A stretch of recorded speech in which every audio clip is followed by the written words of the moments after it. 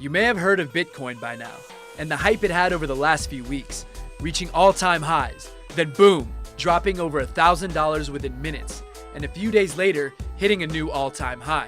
7 years ago, 10,000 Bitcoins were used to buy 2 pizzas.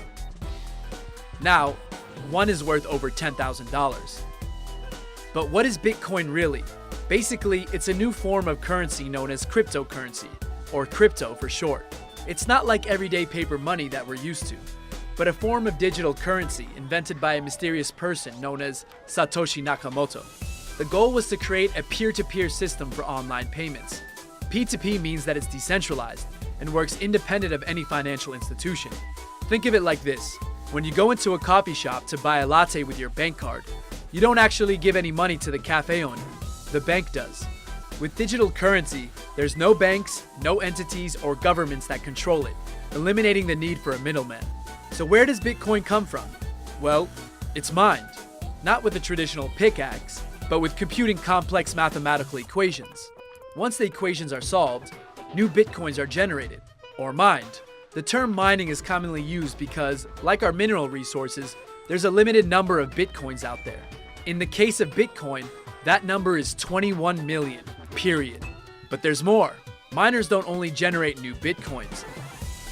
They use their computers to verify transactions and prevent fraud 24 hours a day. This is done by collecting all transactions made during a set period into a list, called the block. It's the miner's job to confirm those transactions and write them into a general ledger, which kind of resembles a huge, giant, universally accessible spreadsheet. So, instead of one person controlling everything, there are thousands of computers around the world connected to a network which all come to an agreement on which transactions are valid. But how does it do all this? By using something called blockchain. If Bitcoin is email, then blockchain is the internet. It's a whole ecosystem that we'll cover in another video. Another thing to mention, mining Bitcoin is costly. There's the high cost of electricity and the hardware components wearing out. An individual mining Bitcoin would find it really difficult to make any money that way. That's why there are Bitcoin farms around the world, mining, processing, and verifying transactions. People can invest in them and get a small percentage of the returns. Alternatively, Bitcoin can be traded on many exchanges. An exchange is a marketplace where you may buy or sell your crypto in exchange for regular currencies. There are many exchanges that any person can use. Coinbase, Bittrex, and Kraken are some of the most popular.